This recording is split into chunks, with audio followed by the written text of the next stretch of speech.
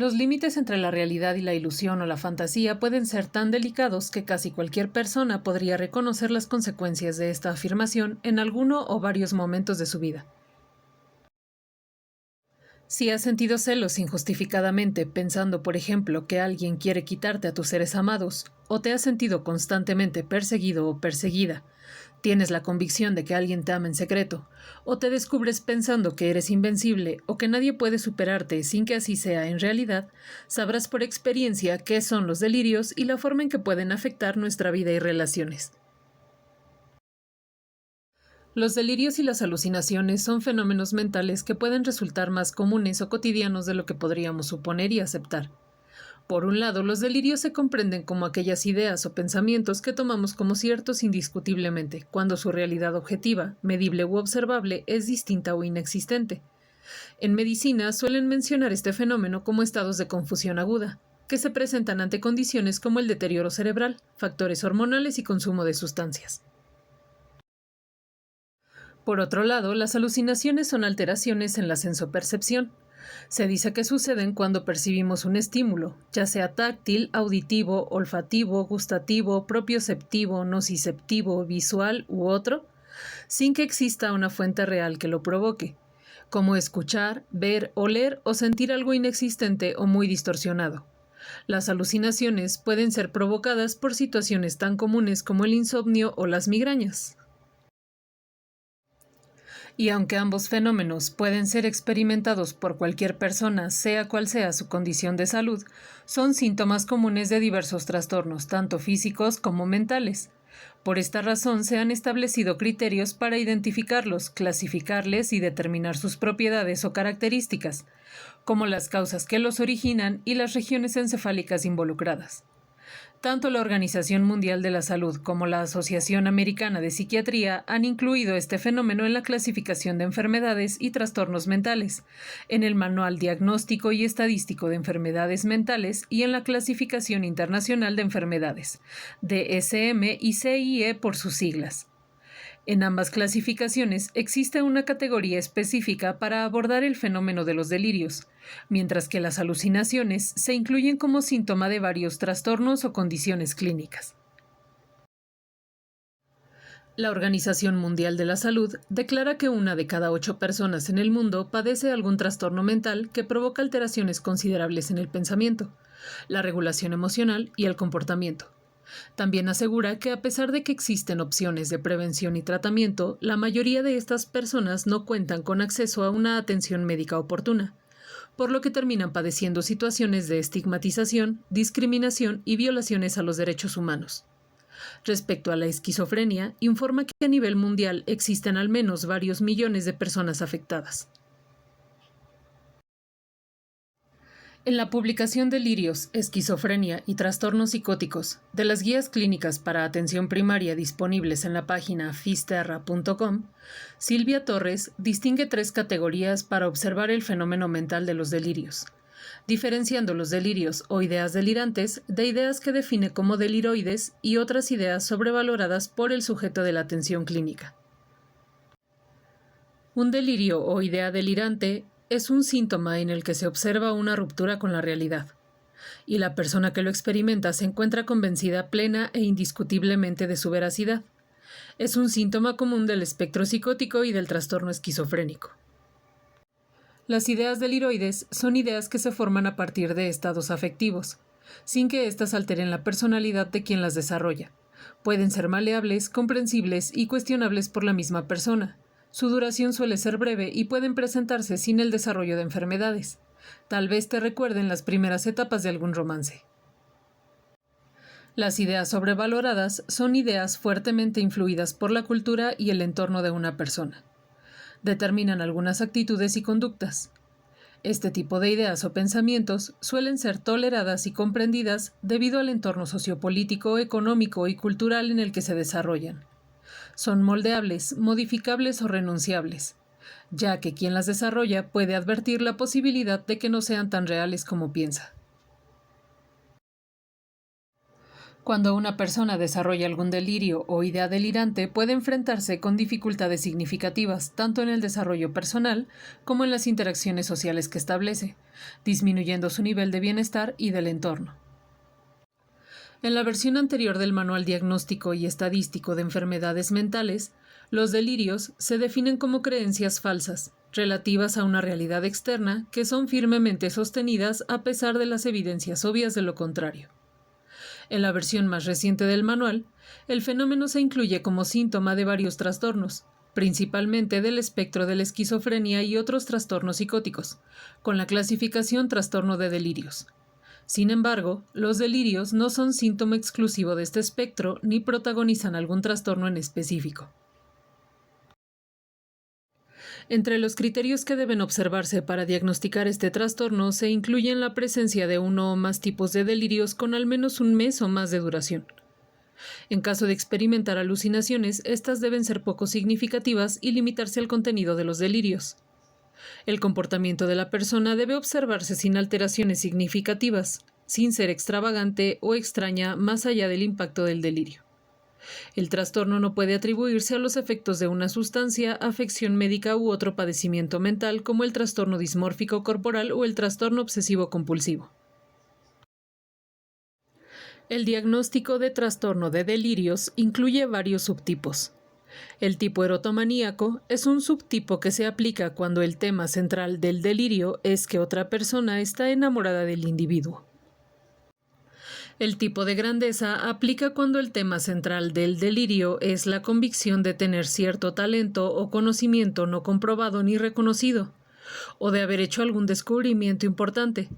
Pensar que se posee un valor, poder o identidad exageradamente importante o una relación especial con una deidad o persona famosa. El tipo celotípico es un subtipo que se aplica cuando el tema central es que la pareja sexual o sentimental del individuo es infiel. El tipo persecutorio aplica cuando el tema central implica la creencia de que se conspira en contra del individuo, que le agreden, engañan, espían, siguen, envenenan, drogan, difaman, acosan, se burlan de él o ella o impiden que consiga sus objetivos a largo plazo. El tipo somático se aplica cuando el tema central del delirio implica funciones o sensaciones corporales. Se puede presentar de diferentes formas. La más común es la convicción de tener mal olor, que se está infestado de insectos sobre o bajo la piel como el delirio de formicación, que algún parásito habita el cuerpo o que algunos órganos no funcionan. Esta categoría también incluye el conocido delirio hipocondríaco. La Clasificación Internacional de Enfermedades define el delirio somático como ideas relativas al funcionamiento o aspecto del cuerpo, y menciona un trastorno de referencia olfativa, clasificado en los trastornos obsesivos compulsivos, que se caracteriza por la presencia de preocupaciones persistentes sobre el olor corporal o aliento desagradable. Quienes desarrollan este tipo de ideas pueden presentar comportamientos repetitivos y compulsivos, como comprobar repetidamente el aroma corporal o tratar de alterar la fuente del olor percibido con intentos excesivos de camuflarlo o eliminarlo, o presentar conductas evitativas ante situaciones sociales que pudieran exponer o incrementar el supuesto hedor, como practicar ejercicio, quitarse la chaqueta en público, acercarse a otras personas, entre otras. Este trastorno ha sido observado en otras culturas. En el Glosario de Conceptos Culturales de Malestar, en el apéndice del DSM-5, se mencionan algunas variantes en japonés que definen un tipo de fobia social en la que se teme ofender o incomodar a los demás a través de la expresión, la presencia, el aspecto o el olor. El delirio con contenido extravagante se usa para referirse a situaciones que rebasan las leyes de la física y la realidad social. Cualquiera de estos subtipos deben desarrollarse en un contexto en el que no existan evidencias o razones reales que justifiquen la idea, pensamientos, actitudes y conductas relacionadas con el delirio. Además del trastorno de delirios, cualquier tipo de delirio puede formar parte de los criterios para diagnosticar otros trastornos, como los trastornos psicóticos, el trastorno esquizoafectivo y el trastorno esquizofrénico, que también incluyen la experimentación de alucinaciones. En la categoría diagnóstica, otro trastorno del espectro de la esquizofrenia especificado y otro trastorno psicótico, se ejemplifican los síntomas delirantes que puede presentar una persona en el contexto de una relación, en la que la personalidad dominante transmite el contenido del delirio al otro u otra, quien no podría haberlo desarrollado sin su influencia. Uno de los riesgos de las ideas delirantes es que pueden estar articuladas de forma tan coherente que pueden convencer a otras personas de su veracidad, originando un fenómeno social de contagio, conocido en algunos contextos como trastorno psicótico compartido. En un artículo de divulgación, las y los autores Eva Varela, Javier Gotti, María Teresa Campillo, Celeste Galcerán e Inmaculada Baeza explican que este fenómeno suele presentarse entre personas con una relación estrecha, que comparten un nivel de aislamiento social significativo, que puede ser causa o consecuencia del mismo delirio. En ocasiones, una situación económica de carencias, incluso inmigración. Por esta razón, es común observar el fenómeno en grupos de 2 o más personas, como matrimonios, parejas, grupos de hermanas y hermanos, padres o madres hacia sus hijas e hijos. Para que este tipo de delirio se desarrolle, es necesaria una relación de dependencia larga y estrecha, con roles de dominancia y sumisión suficientemente definidos para transmitir el delirio a través del mecanismo de sugestión. Las y los autores mencionan que una de las medidas terapéuticas más efectivas para atenderlo consiste en la separación de la pareja, diada o grupo afectado por el delirio. También recomiendan la psicoterapia y el tratamiento antipsicótico. Existe la suposición de que las personas inducidas al delirio que no mejoran con la separación del miembro dominante pueden ser genéticamente vulnerables a desarrollar psicosis.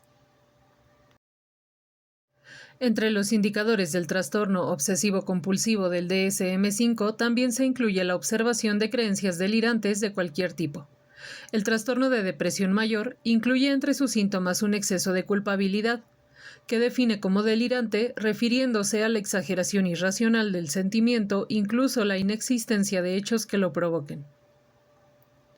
Otros trastornos que pueden incluir delirios o estados de confusión aguda son, por ejemplo, el trastorno bipolar con características psicóticas, los trastornos disociativos, el trastorno dismórfico corporal y el trastorno de acumulación, en los que se observa ausencia de introspección en quienes los experimentan. En la versión más reciente de la Clasificación Internacional de Enfermedades, los delirios se encuentran clasificados en la categoría de los trastornos neurocognitivos y se describen como signos o síntomas relacionados con el pensamiento.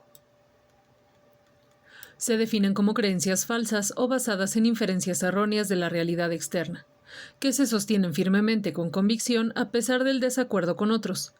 No son susceptibles de modificación o lo son brevemente ante la experiencia o ante datos verificables que las contradigan. Estas creencias no suelen contar con la aceptación de otros miembros de la cultura o grupo social al que pertenece la persona, lo que significa que tampoco son producto de alguna fe religiosa. Esta clasificación comparte con el Manual Diagnóstico y Estadístico los tipos de delirio erotomaníaco, celotípico, de grandeza, persecutorio, somático y extravagante. Además, describe otros como el delirio de ser controlado, una idea en la que se piensa que una persona o fuerza externa controla los sentimientos, impulsos, pensamientos o comportamiento de quien la presenta. El delirio de culpa, descrito en el trastorno de depresión mayor del DSM, versión 5, consiste en el desarrollo de un sentido exagerado o inapropiado de responsabilidad, de necesidad de recibir un castigo o retribuir alguna deuda con otros. Se caracteriza por la percepción desproporcionada sobre las consecuencias de las propias acciones. Por ejemplo, pensar que un error irrelevante cometido en el pasado llevará a una terrible tragedia, o que se ha cometido un pecado o un crimen espantoso y se debe recibir un castigo severo, que la presencia, existencia o participación en actividades y relaciones del individuo ocasiona situaciones catastróficas. El delirio de referencia es una idea delirante que consiste en pensar que los acontecimientos, objetos o personas del entorno inmediato tienen una importancia personal, particular e inusual. Es decir, que todo lo que pasa en el mundo tiene una relación o significado especial en la vida de la persona. Silvia Torres también menciona que puede observarse en la idea o creencia de que las acciones realizadas por otros han sido realizadas por la persona sujeta al delirio. El delirio religioso es una idea delirante que gravita en torno a temas o cuestiones religiosas o espirituales, cuya existencia no es aceptada por otros miembros del grupo religioso al que pertenece la persona. Por otro lado, el delirio nihilista es una idea en la que la identidad o personalidad, una parte del cuerpo u otras personas, incluso el mundo entero, han dejado de existir. Incluye el conocido delirio de Cotard, que se reconoce en la creencia de que uno mismo ha muerto. El delirio de falsa identificación es una idea delirante en la que se cree que una o varias personas cercanas, entre las que puede haber familiares y seres queridos, son impostores, actores o no son quienes pretenden ser. Un ejemplo de este tipo es un síndrome conocido como Capgras, en el que se desarrolla la idea de que una persona cercana ha sido suplantada, usurpada o es un impostor. El delirio de empobrecimiento o ruina se observa en la convicción de hallarse en la indigencia o estar a punto de hallarse en ella, o de que no se tienen los recursos económicos necesarios para sobrevivir a pesar de que los hechos indiquen lo contrario. Recordando que en medicina el delirio se comprende como un estado de confusión aguda, la Clasificación Internacional de Enfermedades también describe algunos de estos fenómenos inducidos por causas médicas, ambientales o consumo de sustancias, como el delirium o síndrome confusional agudo, que incluye la alteración de la conciencia y la disminución de la capacidad para identificar y reconocer el entorno. Es ocasionado por alteraciones orgánicas como enfermedades o el efecto tóxico de alguna sustancia. En él, las funciones cognitivas como la conciencia, el pensamiento, la percepción, los procesos de memoria y la afectividad pueden verse muy afectados. Existe mayor propensión a presentarlo durante la vejez debido al deterioro natural del cerebro. Puede ser desencadenado por diversos factores como desequilibrios metabólicos, fiebre, déficit vitamínico, estados postoperatorios, procesos cardiovasculares como hipotensión e insuficiencia cardíaca, lesiones del sistema nervioso central, infecciones, deprivación sensorial o sobreestimulación, por efecto de fármacos y sustancias tóxicas. El delirio tiroideo se refiere a una crisis mental provocada por disfunción en la tiroides, que puede presentarse cuando un paciente con alteración en el funcionamiento de esta glándula se enferma de gravedad o experimenta niveles elevados de estrés orgánico por desbalance hormonal. El delirio por agotamiento surge como reacción al estrés agudo. Incluye síntomas emocionales, somáticos, cognitivos o del comportamiento que se desencadenan por la exposición breve o prolongada a una situación amenazante o traumática, como desastres naturales, situaciones de agresión y violencia extrema o accidentes. El síndrome psicótico secundario con delirio se caracteriza por ideas delirantes que se desarrollan como consecuencia de una condición médica, independiente de los trastornos mentales o del comportamiento. La enfermedad o trastorno sería el diagnóstico primario seguido por el síndrome secundario. Si se acompaña por alucinaciones, estas no suelen ser significativas y los síntomas no se explicarían mejor con los criterios de diagnóstico de delirium o la presencia de otro trastorno mental. Tampoco son parte de las respuestas psicológicas que podrían considerarse normales ante una enfermedad física grave como una reacción de estrés agudo tras recibir un diagnóstico fatal. El delirium inducido por consumo de alcohol se usa para referirse al estado de confusión mental que se experimenta durante o poco después de la intoxicación o abstinencia del consumo. Se caracteriza por un estado agudo de atención y conciencia perturbada, desorientación, alucinaciones e ilusiones ópticas, insomnio, agitación y temblores. Incluye el delirio inducido por la abstinencia de la sustancia, conocido como delirium tremens, que puede presentarse días después de detener el consumo alcohólico. En él también se experimentan temblores corporales, confusión y alucinaciones, ansiedad, depresión y cambios en la personalidad que pueden progresar hasta el fallecimiento de la persona. El delirio inducido por consumo de cannabis incluye alteraciones en la atención y la conciencia, con características específicas del tipo de delirio que se desarrolle durante o poco después del consumo, la intoxicación o la abstinencia. Los delirios también pueden presentarse por el consumo de otras sustancias como metanfetaminas, catinonas sintéticas, alucinógenos, entre otros. La mayoría de estos fenómenos puede inducir alucinaciones relacionadas con el tema del delirio, pero el resto de las dimensiones de la vida de quien los experimenta se desarrollan de manera normal. A diferencia del delirio esquizofrénico, en el que las ideas y alucinaciones presentan características fantásticas, incomprensibles o absurdas, que dificultan el desarrollo humano en general.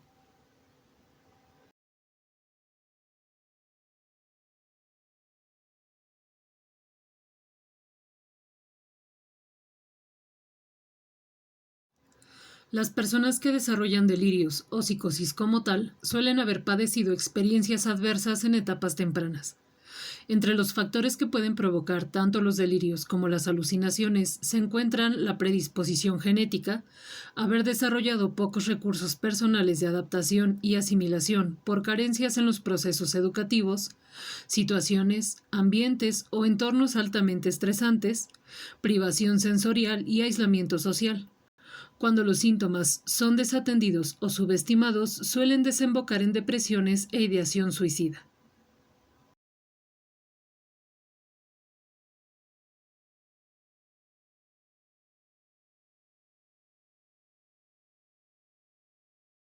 Recordando que cuando un delirio se presenta no existe otra explicación posible al relato de quien lo desarrolla y que éste puede estar articulado de manera tal que podría convencer a otros de su existencia o veracidad, para identificarlo se recomienda hablar con la persona sobre la idea en cuestión, planteando explicaciones alternativas a la suya, observando el nivel de convicción que presenta ante su propio relato, el nivel de importancia y tiempo que dedica a la creencia, si existen perturbaciones emocionales relacionadas con ella y si estas ideas interfieren con la vida cotidiana o el funcionamiento diario de la persona.